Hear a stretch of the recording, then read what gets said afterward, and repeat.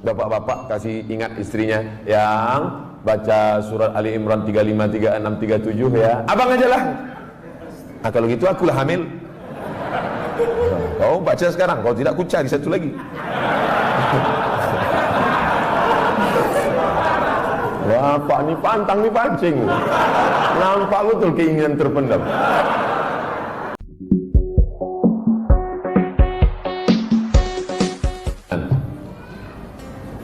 Kemarin pernah ngisi acara di Mandala. Ustadz kemarin ngisi acara di Mandala. Minta doa agar dapat keturunan Pak Ustadz.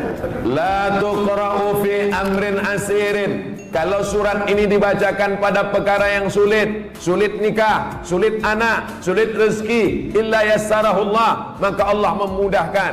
Baca surat Yasin. Begitu dalam tafsir Ibnu Katsir. Ibu, bapak yang menikah belum punya anak, baca surat Yasin. Yasin wal Qur'anil Hakim innaka laminal mursalin. Selesai itu baru baca, ya Allah, berkat bacaan surat Yasin ini mudahkanlah.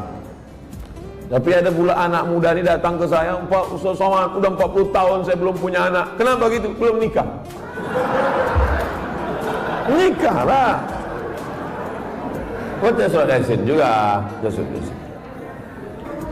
Dulu waktu Ustaz pernah mengisi ceramah di Mandala, saya minta doa agar dapat keturunan. Ya, kita doakan. Alhamdulillah Pak Ustaz, setelah itu istri saya positif. Alhamdulillah. Kita yang takut positif itu kalau razia narkoba. Kalau positif hamil, kalau udah nikah, alhamdulillah. Belum nikah, na'udzubillah. Sekali lagi mohon doanya Pak Ustaz. Minta doa sekali lagi agar saya dapat keturunan yang soleh dan soleha. Baca surat Ali Imran ayat 35, 36, 37. Mau tidur malam sama habis subuh. Surat Ali Imran 35, 36, 37. Ayat itu bercerita tentang perempuan solehah, namanya Hannah. Lakinya soleh, namanya Imran. Imran sama Hannah lama tak punya anak. Mereka bernazar, akhirnya punya anak. Lahirlah anak perempuan namanya Maryam. Maryam punya anak laki-laki namanya Isa. Allah jaga keturunannya. Idh qalat imra'atu Imran rabbi inni nadzartu laka ma fi batni muharraran fataqabbal minni innaka antas samiul alim. Falamma wada'atha qalat rabbi inni wada'tuha unsa. Ini bagus.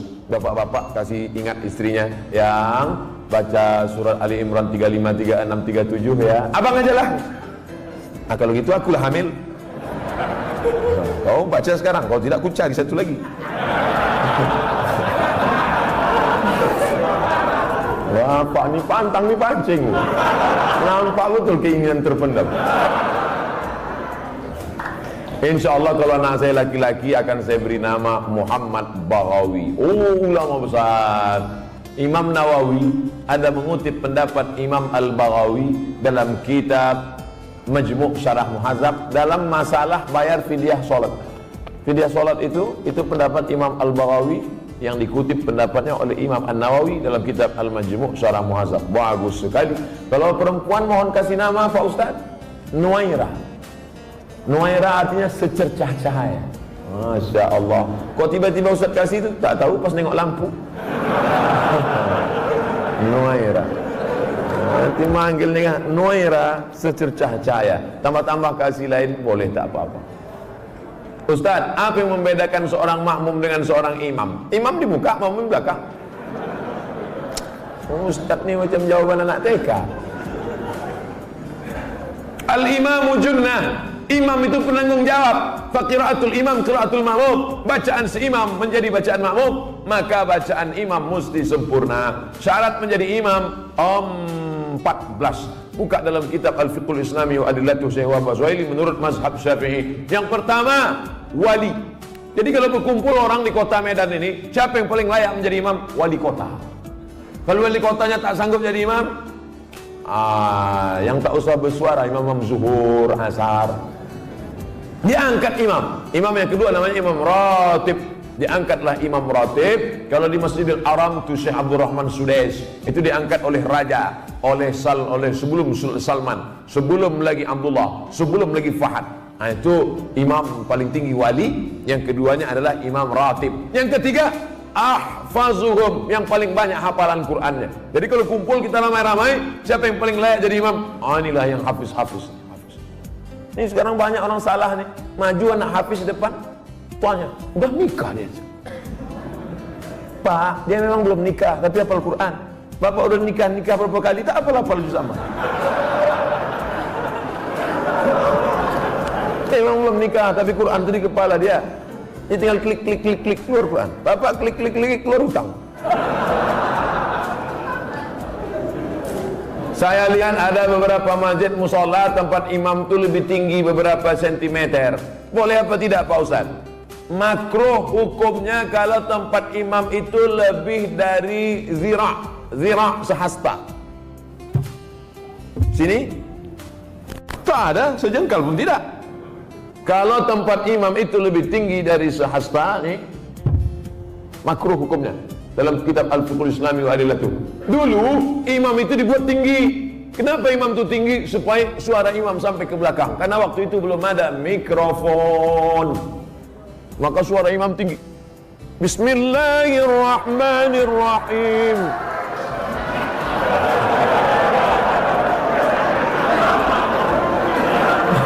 Hore kata makmum. Jadi kalau saya kira tak ada di Medan ini tempat imam lebih dari sehasta, kecuali Idul Adha, Idul Fitri ya. Tapi kalau yang imam-imam ratib di masjid tak sampai. Kalau sekedar dibangunnya segini tak apa-apa, supaya nampak imam. Karena ada juga makmum tuh yang menengok, mana imamnya. Nah, tak mancing aja. Kita lanjutkan. Ustadz, saya tinggal di masjid sudah lebih 6 tahun, sejak 2012.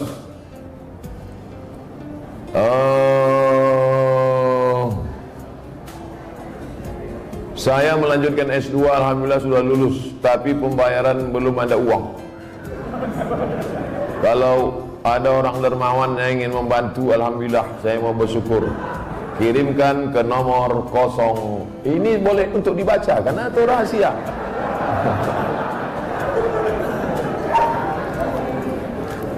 Man kharaja fi talabil ilmi, orang yang menuntut ilmu fahuwa fisabilillah, maka dia fisabilillah sampai dia pulang ke rumah. Jadi bapak ibu yang menolong orang berjihad fisabilillah, man jahaza ghazian faqad ghaza. Siapa yang menolong orang jihad sama dengan pergi jihad. Makanya Utsman bin Affan dia tak ikut perang Badar. Utsman bin Affan tak ikut perang Badar, tapi namanya tercatat. Kenapa? Karena dia membelikan kuda, membelikan tombak, membelikan anak panah. Jadi yang punya kelebihan rezeki, santuni anak yatim, makin tinggi strata pendidikan. S1, LC, S2, MA, S3, ini berikan. Duit banyak disimpan itu apa? Bapak simpan banyak, simpan, pelit, kedekut, bakhil, simpan, mati. Habis dia ambil ibu, nikah dia sama brownies. Untuk apa simpan duit? Tak ada orang mati buat duit. Simpan. Ibu pun gitu juga. Pelit, simpan,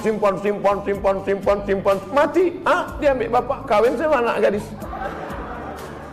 Ada duit keluarga. Kasih, ini nomor, ada nomor. Brownies, berondong manis. Semoga Tuan Guru diberikan keberkahan, amin, amin. Bolehkah kita menjamak sholat ketika melakukan operasi? Syarat jamak qashar 89 km dari Pekanbaru ke Medan 600 km. Pekanbaru ke Medan 600 km. Kalau tak percaya ukur sendiri.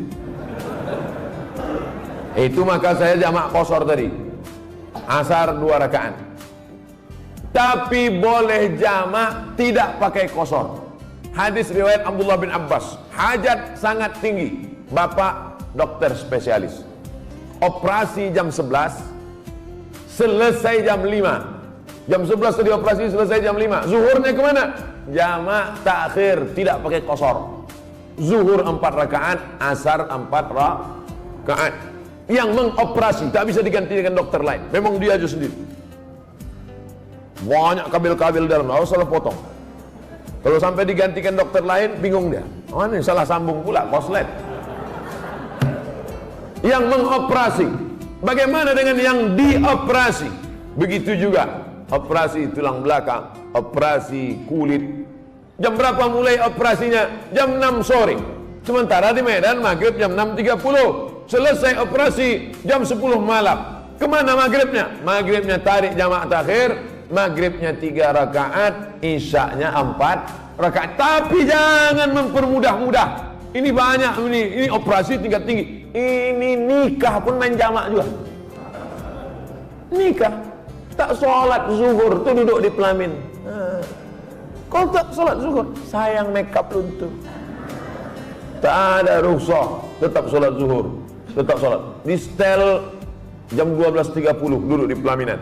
Stop jam 5 supaya zuhurnya tetap sholat pada waktunya dan asarnya tetap. Tapi kalau operasi ini memanglah operasi ini lama, baik yang mengoperasi maupun yang dioperasi. Kenapa? Darurat tingkat tinggi.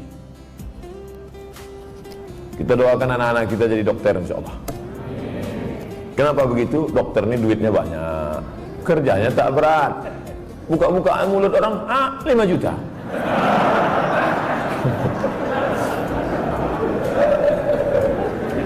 Bagaimana cara menyikapi suami yang meninggalkan istri dan berniat untuk tidak memberi nafkah?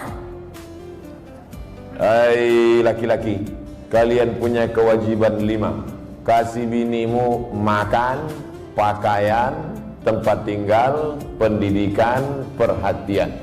Makan, sudah. Pakaian, sudah. Banyak sekarang laki-laki tak ngasih bini pakaian. Itu yang di mall-mall tuh. Ada yang kuyak, ada yang tak berjahit, ada yang resleting belum berpasang. Ustaz nengok, tertengok tak sengaja. Saya tak ada niat nengok. Jadi pas nengok lip tu nampak sikit. Pertama kasih dia makan, yang kedua kasih dia pakaian, ketiga kasih dia tempat tinggal yang layak sesuai dengan kemampuan, yang keempat kasih dia pendidikan. Kalian yang mendidik dia, kalau tak sanggup mendidik dia, suruh dia dengar pengajian. Perhatian, sanjungan, perempuan suka disanjung-sanjung. Gimana bang tengok baju yang ku beli kemarin bang? Belum pernah abang menengok baju macam itu. Padahal berserak-serak simpang limun. Nah, kalau tidak kau berikan ini, maka perempuan ini punya wali. Jangan bodoh-bodohnya anak gadis kita. Anak gadis ibu punya wali 6. Ayah, atuk, abang, adik, pakcik, abang ayah, adik ayah. Maka laki-laki yang tak menunaikan 5 kewajibannya tadi, wali tadi memanggil. Bukan 6-6-nya, salah satu. Jangan 6-6-nya, pucat mati dia. Salah satu aja. Ayah, abang, adik, pakcik. Aku sebagai wali, sini kau. Sini.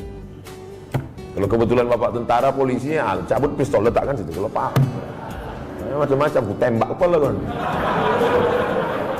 Kenapa tak kau kasih dia makan? Kenapa tak kau kasih dia nafkah? Apa ini? Perempuan yang dibodoh-bodohi. Ini tak dikasih nafkah, diam. Tak dikasih belanja, diam. Muka biru ditumbuk merah, diam. Kenapa kau tak melawan? Sorga di bawah tapak kaki laki. Bodoh. Kalian perempuan punya wali. Perempuan punya wali. Bukan perempuan itu yang ngomong. Ini banyak sekarang perempuan ngomong langsung sama suami. Bukan begitu. Ada walinya yang mempertanyakan. Nah, jadi kalau mengerti betul kata Nabi, hai para wali, para ayah, para abang, para kakek, para datuk, para pakcik, para paman, idza ja'akum man tardawna dinahu, kalau datang orang meminang anak gadismu, meminang adikmu, meminang cucumu, pandanglah 2. Din, agamanya baik, wa khuluquhu, akhlaknya baik. Baik agamanya, baik akhlaknya, nikahkan dia. Jangan kau tengok mobilnya. Ini kalau datang naik Grab aja. Oh datang naik Mercedes Benz, inilah dia. Rupanya rental. Pak Ustadz, bagaimana cara husnuzon terhadap takdir Allah? Terkadang yang namanya manusia ini, asa an takrahu syai'a, boleh jadi kau benci pada sesuatu, wa yaj'alallahu fihi khairan katsira. Kau benci, di balik benci itu ada kebaikan yang luar biasa. Ikut latihan paskibraka, sudah hampir mau, tiba-tiba batal. Sakit hati, benci, kenapa nasib begini? Rupanya skenario Allah indah. Dipanggil sama Pak Kapolres, diuruskan ke Jakarta. Terbang ke Jakarta. Takdir, rencana Allah jauh lebih indah daripada yang kita rencanakan. Tapi jangan gara-gara ini besok tidur jam 8 tarik selimut, kau tak pergi kerja. Rencana Allah jauh lebih indah. Usaha, doa, tawakal, niat baik, cakap baik, buat baik, datang baik berarti dari Allah. Datang tak baik, sabar, Allah sedang menguji. Oleh sebab itu maka kita hanya berusaha, al-insanu mudabbir wallahu muqaddir. Allah yang menetapkan final akhirnya. Jangan pernah berhenti berusaha, jangan pernah suudzon pada Allah Subhanahu wa taala. Kalau sudah terjadi tak sesuai dengan keinginan, qaddarallah. Kalau sudah terjadi tak sesuai dengan kehendak, apa yang keluar dari mulut kita? Qaddarallah. Ucapkan qaddarallah, sudah takdir Allah, qaddarallah. Karena kalau berkalau-kalau, dibeli tanah 2 hektar, ditanam sawit, ditunggu pupuk, memupuk, membersihkan 2 tahun. Begitu panen, datang orang lain ngambil. Ini sawit saya, ini tanahnya, ini surat dari BPN. Apa tak gila gitu? Tiap malam, tiap pagi, kenapa nanam sawit? Kenapa nanam sawit? Kenapa nanam sawit? Kenapa nanam sawit? Qadarallah, sudah selesai. Game is over. La ta'jaz, jangan lemah. Karena sekali kau berkata kalau, akan disusul kalau. Itulah orang kena insomnia, tak tidur malam. Kudik-kudik. Pergi ke psikiater. Pak psikiater, ya aku sudah tak tidur berapa lama? Sudah 2 malam tak tidur. Kata psikiater, aku 2 bulan tak tidur dah. Parah pula aku dari kau lagi.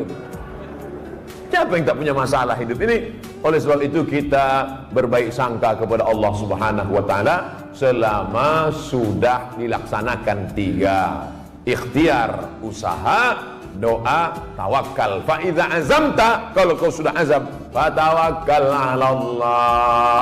Innallaha yuhibbul mutawakkilin. Allah suka pada orang yang bertawakal.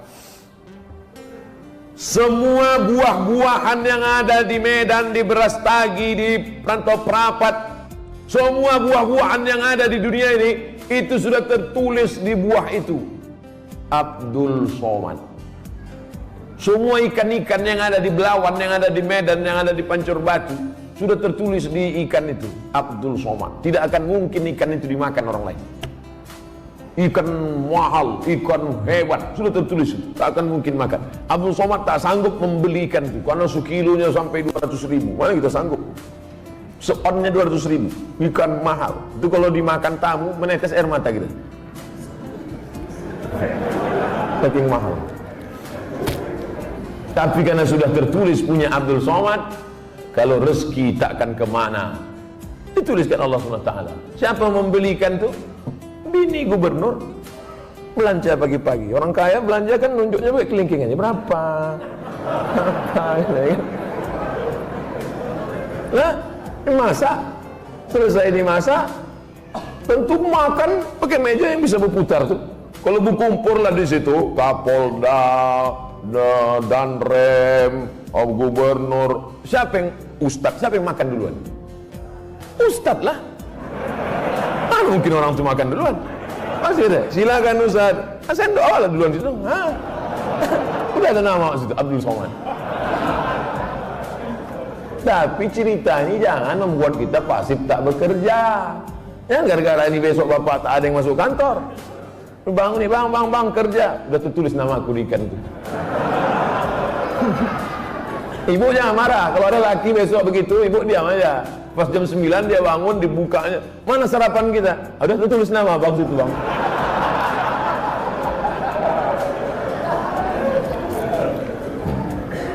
Orang yang pakai akal-akal itu pakai akal juga kita balasnya. Tak main ayat hadis sama dia.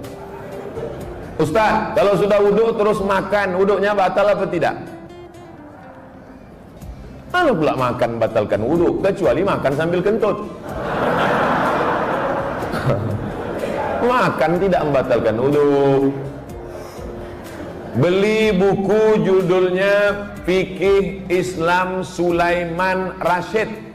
Saya ulang sekali lagi, Fikih Islam Sulaiman Rashid, bahasa Indonesia. Syekh Sulaiman Rashid, orang Lampung, tamat dari Al-Azhar Mesir 1935. 10 tahun sebelum Indonesia merdeka dia sudah tamat Al-Azhar Mesir. Jabatan terakhirnya rektor di Lampung, IAIN Lampung. Fikih Islam simple sederhana, supaya tahu mana rukun, mana syarat, mana wajib, mana makruh, mana membatalkan. Setiap rumah mesti punya buku ini.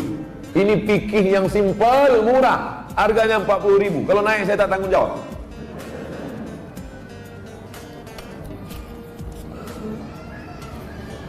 Ustadz, apa pahala sholat 2 hari raya? Sholat Idul Fitri, Idul Adha tak perlu dibalas. Sholat Idul Fitri, Idul Adha tidak perlu disebutkan dalil-dalilnya, tak perlu dimotivasi. Karena yang tak sembahyang pun sembahyang. Yang perlu dikasih motivasi itu sholat subuh. Lau ya'lamuna ma fil atamati was subhi. Seandainya mereka tahu pahala sholat isya berjamaah dan subuh berjamaah, la atauhuma abwan, mereka akan datang walaupun merangkak. Saking beratnya sholat isya sama sholat subuh. Rakaat al-fajri khairun minad dunya wa ma fiha. 2 rakaat sholat subuh, qobliyah subuh, sholat sunat sebelum subuh lebih baik daripada dunia dan seisinya. Kalau sholat qobliyahnya lebih baik dari dunia dan seisinya, apalagi sholat subuhnya. Adapun sholat Idul Fitri, Idul Adha, maka Nabi memerintahkan perempuan, maaf, cakap yang sedang haid, perempuan yang haid tetap datang keluar rumah, bukan untuk sholat, tapi mendengarkan khutbah. Sholatnya biasa aja, mendengarkan khutbahnya. Dengarkan khutbah. Ini banyak orang sholat id, begitu khotib naik ke atas mimbar, Allahu Akbar, Allahu Akbar, Allahu Akbar. Dia mulailah megang telekung kawan. Kau beli di mana? Di Sukaramai apa di Olimpia? Ustaz, kalau bercadar bagi perempuan wajib apa tidak? Ada namanya Syekh Twigri, tempatnya di Riyadh, Saudi Arabia. Kata dia cadar itu wajib. Syekh Twigri mengatakan cadar wajib.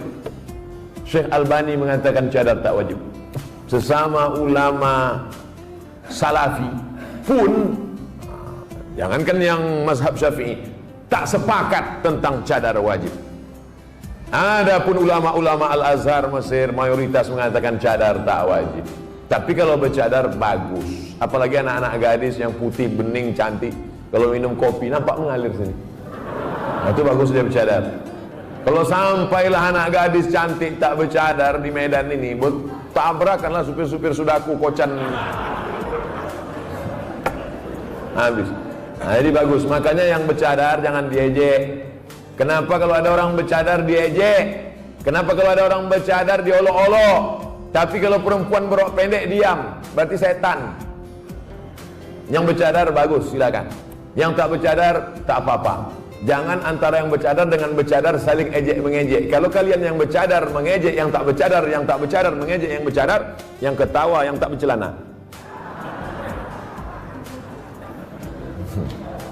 Nah, oleh sebab itu mari kita jaga. Selama dia tak keluar dari Ahlus Sunnah wal Jamaah, maka tak boleh saling caci, mencaci, maki, memaki. Pandangan dari syariat Islam tentang mewujudkan kemerdekaan yang hakiki. Merdeka kita tidak didikte orang lagi. Dulu kita didikte, ditunjuk-tunjuk kiri oleh Belanda dan Jepang. Belanda sudah pulang, Jepang sudah pulang. Hiroshima, Nagasaki dibom oleh Amerika, pontang-panting Jepang balik. Dan kita sekarang sudah merdeka. Masih ada bangsa yang belum merdeka. Palestina masih dijajah Israel, laknatullah alaihim. Uighur masih dijajah. Rohingya masih dijajah. Patani masih dijajah.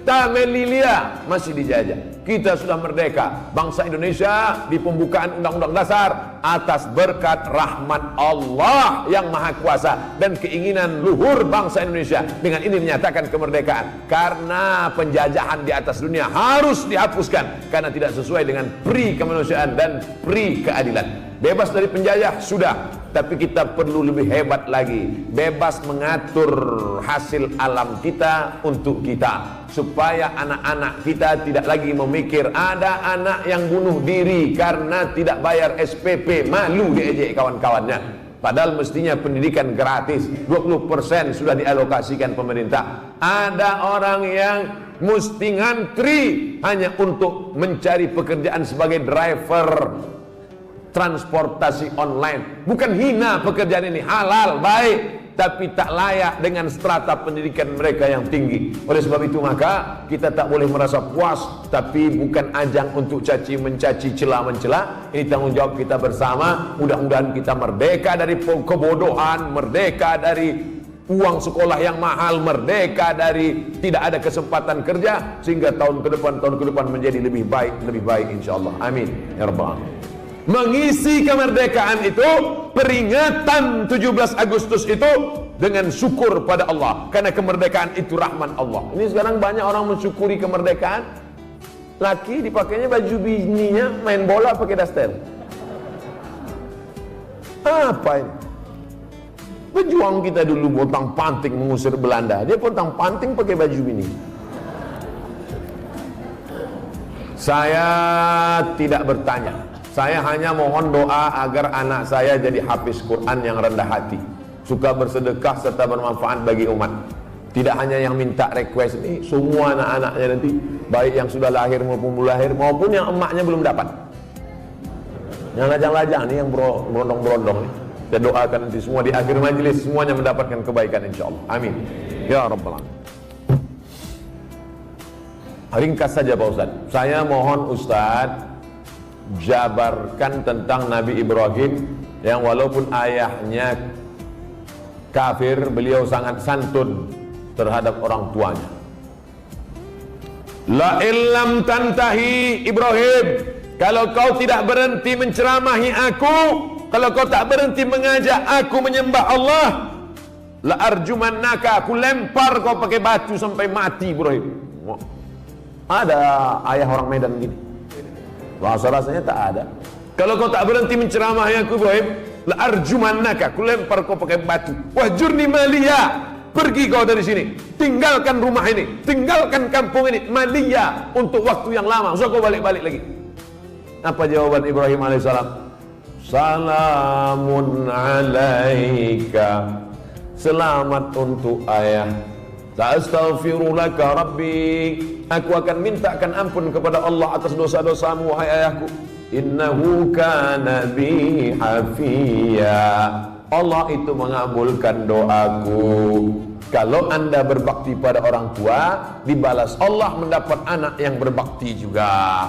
Apa balasan Allah terhadap budi baik Ibrahim? Dapatnya 2. Kau buat 1, ku balas 2. Ibrahim dapat balasan 2. Lahirlah Ismail dengan dites Ibrahim, dibawanya pisau.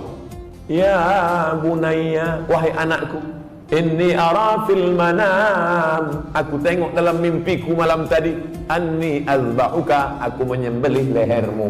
Fanzur madza tara, apa pendapatmu? Bapak kalau mau ngetes anak bapak sesoleh anak Ibrahim, balik dari sini ambil pisau. Ya bunayya, wahai anakku, anni ara fil manam, aku tengok dalam mimpiku malam tadi, anni azbahuka, aku sembelih lehermu. Fanzur madza tara, what is your opinion oh my son? Gila ya katanya. Apa jawab Ismail? Ya abati, wahai ayahku, if'al ma tu'mar, laksanakan apa yang diperintahkan Allah. Satajiduni insyaallah minas sabirin, insyaallah aku menjadi anak yang sabar. Dosa minum khamar boleh jadi di dunia tak dapat, di akhirat dibalas. Dosa sabu-sabu boleh jadi di dunia tak dapat, di akhirat dibalas. Tapi dosa durhaka pada orang tua, dua-dua dapat. Di dunia dapat, di akhirat dapat. Waspadalah.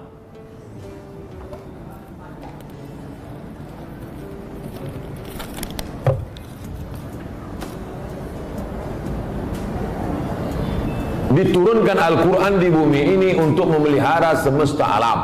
Kenapa tak ada keinginan Ustadz menjadi pemimpin umat di birokrasi? Mancing-mancing.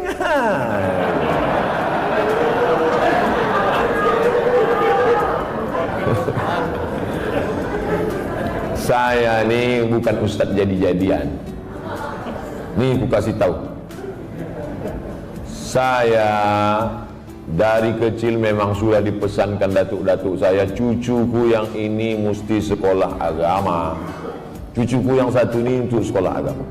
Yang lain mau sekolah dokter, mau jadi pengacara, mau jadi jaksa, mau jadi hakim, mau jadi polisi, mau jadi tentara. Makanya sepupu saya ada yang polisi, ada yang tentara, ada yang jaksa, ada yang guru. Tapi saya memang dipesankan cucuku yang satu ini mesti sekolah agama.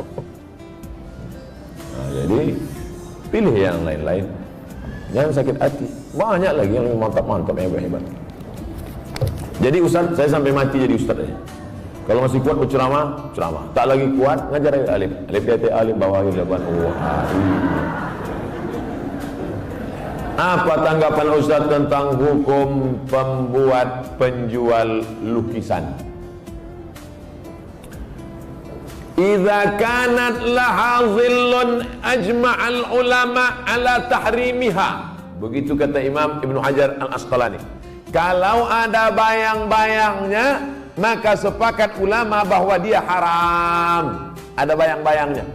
Laha dhillun, ada bayang-bayangnya. Ambil senter dia. Senter, ada tak bayang-bayangnya? Artinya yang tak boleh itu patung.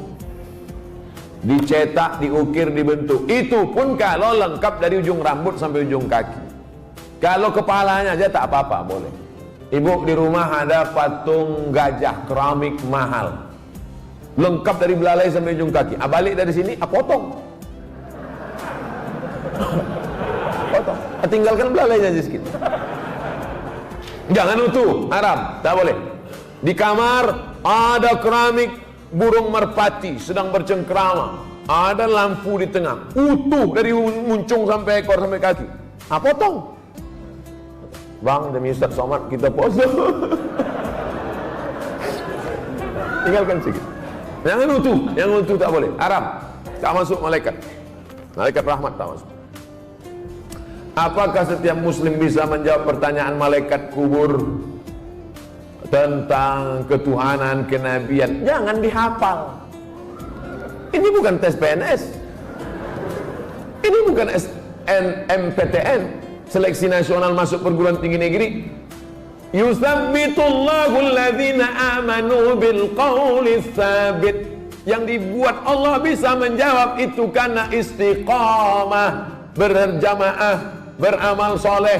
Illalladzina amanu wa amilus shalihat. Jadi jangan dihafal dari sekarang. Man rabbuka? Allah. Man nabiyuka? Muhammad. Man imamuka?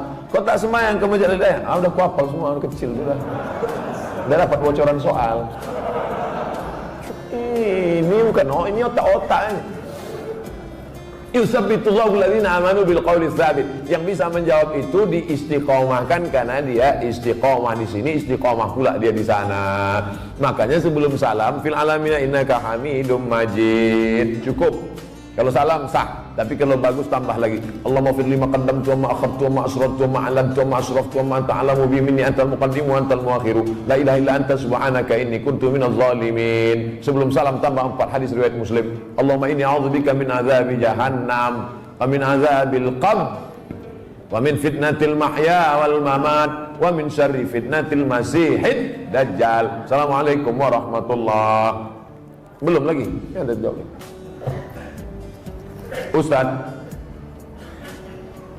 Indonesia triliunan rupiah bunganya ke luar negeri, untungnya untuk biaya pembangunan APBN. Kalau bunga kan haram, apakah rakyat ikut menanggung haramnya Pak Ustaz? Nggak nyindir saya nih. Saya kan PNS, dapat gaji berarti dari bunga haram. Kita bekerja, maka kita dituntut dari pekerjaan kita itu saja. Kita tak dituntut dari yang lain. Walaupun bapak pegawai APBD, APBN, polisi, tentara, guru, PNS, pekerjaan kita itu halal.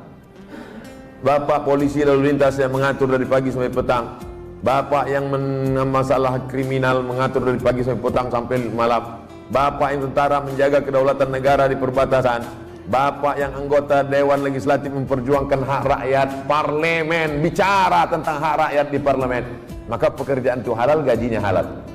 Bapak, ibu buka rumah makan nasi lemak, halal apa haram nasi lemak itu?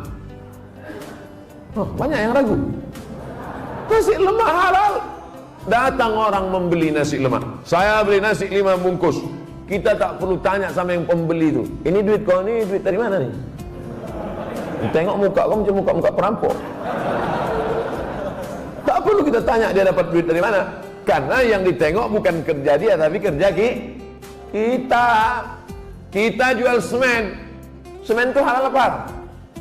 Halal, bukan untuk dimakan. Semen itu halal. Kita jual semen, datang orang beli. Koruptor mau bangun rumah, saya beli semen. Maaf, tidak menerima uang koruptor, cari toko yang lain. Kita yang kita jual ini halal. Begitu juga dengan prinsip pekerjaan kita. Pekerjaan kita halal, maka tidak perlu kita cari-cari tahu duit orang pembeli itu dari mana. Nah, ini tentang masalah prinsip pekerjaan. Mudah-mudahan anak cucu kita mendapatkan pekerjaan yang halal sehingga rezekinya berkah, sehingga dia tak masuk neraka gara-gara itu. Amin.